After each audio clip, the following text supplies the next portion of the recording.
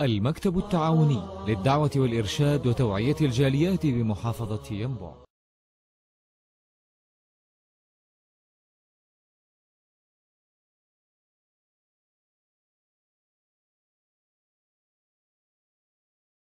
اعوذ برب الفلق، میں اس رب کی پناہ میں آتا ہوں، اس رب سے پناہ طلب کرتا ہوں جو صبح کا رب ہے۔ جیسے رات کو وہ ختم کر کے روشنی لے کے آتا ہے، اندھیرا چلا جاتا ہے، ایسے ہی میری پریشانیوں اور تکلیفوں کو دور کرنے والا وہ رب ہے۔ جیسے دعا کرنے والا، جیسے ایک شخص رات کے اندھیرے کے ختم ہونے کا انتظار کرتا ہے کہ صبح ہوگی، ایسے ہی یہ دعا کرنے والا، یہ آیات پڑھنے والا، اس کو یہ یقین کے ساتھ دعائیں پڑھنی چاہیے کہ جیسے رات ختم ہوتی ہے، اندھیرا ختم ہوتا ہے، صبح آتی ہے، ایسے ہی جو ہے میری پریشانیاں ختم ہو جائیں گی۔ قل اعوذ برب الفلق، کہہ دیجئے کہ میں صبح کے رب کی پناہ میں آتا ہوں، من شر ما خلق، ہر وہ چیز جو اس نے پیدا کی اس کے شر سے، ومن شر غاسق اذا وقب، اور رات کے اندھیرے سے جب وہ چھا جاتا ہے اس کے شر سے بھی میں اسی کی پناہ میں آتا ہوں۔ رات کو خطرناک درندے اپنی کچھاروں سے باہر نکلتے ہیں، موذی جانور اپنے بلوں سے باہر نکلتے ہیں، جرائم پیشہ افراد وہ اپنے جو ہے گھروں سے، اپنی منزلوں سے باہر نکل کے لوگوں کو تکلیف اور شر پہنچاتے ہیں۔ آئیے ان آیات کو، ان کلمات کو دہرائیے اور اپنے رب کی پناہ میں آ جائیے۔ وَمِن شَرِّ النَّفَّاثَاتِ فِي الْعُقَدِ، اور جو جادو کرتے ہیں، گھروں میں پھونکے مارتے ہیں، وہ مرد ہیں، عورتیں ہیں، وہ جن ہیں، جننیاں ہیں، ان کی اس شر سے، وہ جو جادو کرتے ہیں، اس سے میں رب کی پناہ میں آتا ہوں۔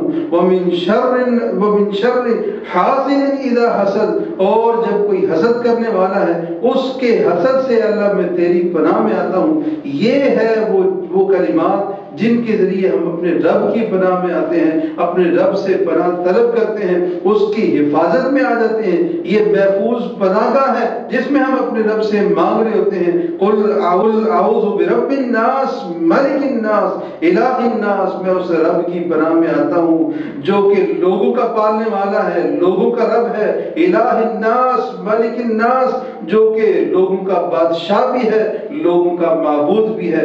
وہی معبود ہے، وہی مالک ہے، وہی رب ہے، اس کی پناہ میں آتے ہیں، اس کی حفاظت میں آتے ہیں۔ من شر الوسواس الخناس الذي يوسوس في صدور الناس، شیطان خناس جو دلوں میں وسوسے ڈالتا ہے، پھر لوگ جادو کرتے ہیں، دوسروں کو نقصان ہو جاتے ہیں، اس کے شر سے بھی رب کی پناہ میں آتے ہیں۔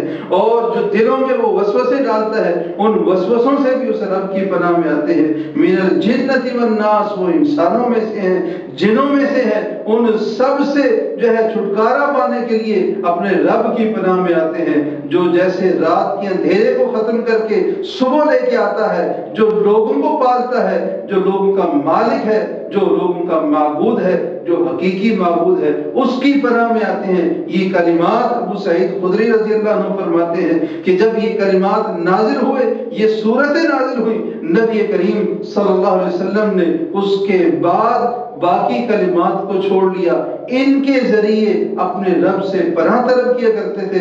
سیدنا خبیب رضی اللہ عنہ فرماتے ہیں نبی کریم صلی اللہ علیہ وسلم نے فرمایا ہر مصیبت اور تکلیف سے بچاؤ کے لیے سب سے بہترین الفاظ اور کلمات اور یہ دو صورتیں ہیں کہ جن کے ذریعے اپنے رب کی پناہ میں آ جائیے، اس کی حفاظت میں آ جائیے۔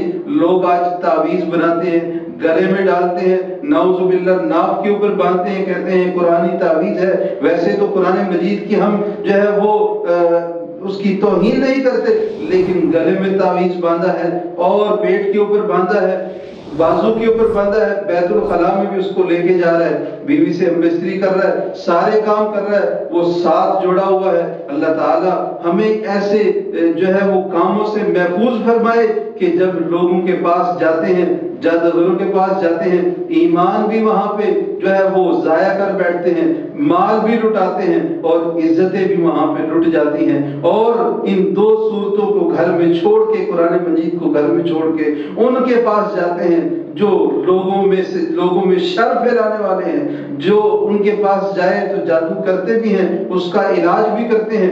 تو ان لوگوں سے بچ کے قرآن مجید کی ان آیات کو اختیار کیجئے، ان کو پڑھیے، ان کے ذریعے اپنے رب سے تعویذ طلب کیجئے، اس کی پناہ میں آئیے۔ یہ رب کی پناہ سے بڑھ کے پناہ کوئی نہیں ہے۔ اللہ تعالیٰ مجھے اور آپ کو ان دونوں صورتوں سے ویسے فائدہ اٹھانے کی توفیق عطا فرمائے جیسے کہ ان سے فائدہ اٹھانے کا حق ہے۔ وآخر دعوانا الحمدللہ رب العالمین والصلاة والسلام علی سید المرسلین۔